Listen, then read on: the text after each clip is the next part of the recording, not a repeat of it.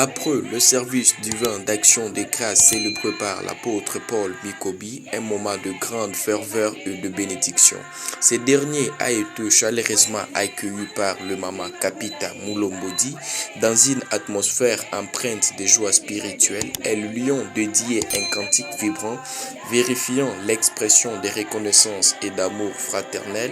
Ce chant porté par de voix remplies de foi et d'émotion a touché profondément les cœurs de l'apôtre ainsi que celui de son entourage. Les paroles inspirées, les mélodies harmonieuses et l'esprit d'unité qui régnait ont suscité une vive allégresse. L'ambiance était marquée par une profonde communication d'âme et un amour sincère pour l'œuvre du Seigneur. Ces moments de louange a été perçus non seulement comme un hommage à l'homme de Dieu, mais surtout comme une offrande spirituelle élevée à notre Père céleste, en reconnaissance pour ce multiples grâces.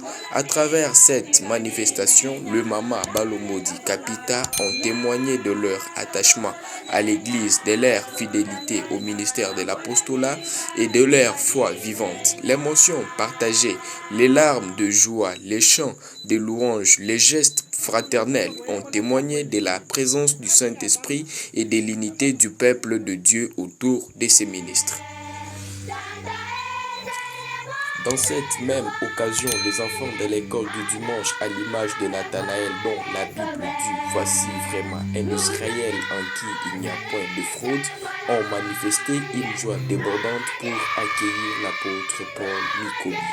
Leur allégresse s'est traduite par un cantique vibrant et chaleureux, magnifiquement animé par l'enseignant Joseph Mbouyi, ministre ordonné de la maison du Seigneur Jésus-Christ.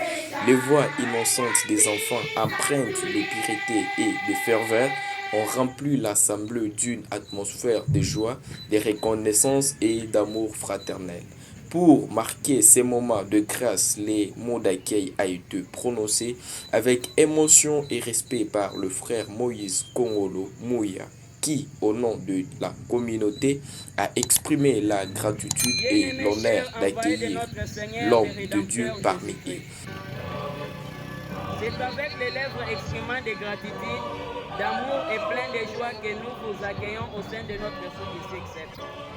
En ces jours merveilleux d'action de grâce, ensemble avec les ministres ordonnés, la grande chorale, la jeunesse, les fidèles et nous les enfants de l'école du dimanche, nous vous recevons joyeux et encore une fois de plus, soyez les bienvenus dans la maison de notre Père Céleste. Vous nous montrez toujours ce que vous aviez appris auprès de Christ. Et nous prions que nous acheminons toujours dans ce chemin, demeurant comme vos imitateurs et comme vous êtes du Christ. Que votre parole suscite nos âmes pour écouter et mettre en pratique l'évangile du feu. Que l'Éternel vous remplisse de sa sainteté pour paître ses brebis jusqu'à son avènement, de peur que nous ne marchions pas à l'encontre de sa parole. Les termes nous manquent pour exprimer notre amour envers vous.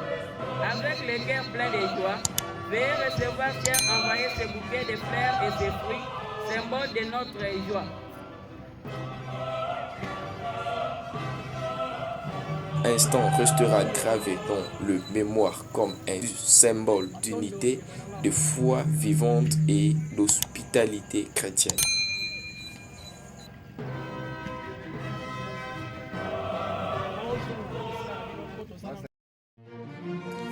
Église néo-apostolique RDC Sud-Est, dirigée par l'apôtre Titi Tshisekedi, dans laquelle fait partie la région du centre-ouest, coordonnée par l'apôtre responsable Antoine Katalaï Bilomba, dans laquelle provient le champ d'activité apostolique d'Ilebo, dirigé par l'apôtre Paul Mikobi.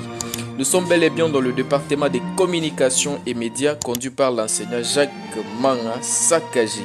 Par ce biais, bien sûr, les champs d'activité apostolique d'Ilebo mettent en place un canal d'information officiel du CAA Ilebo, notamment les reportages des services divins, école du dimanche, séminaires, école de confirmation, soirées musicales, prédications, conférences et débats bibliques, diffusion des annonces, communication, nouvelles importantes relatives à la vie de l'Église.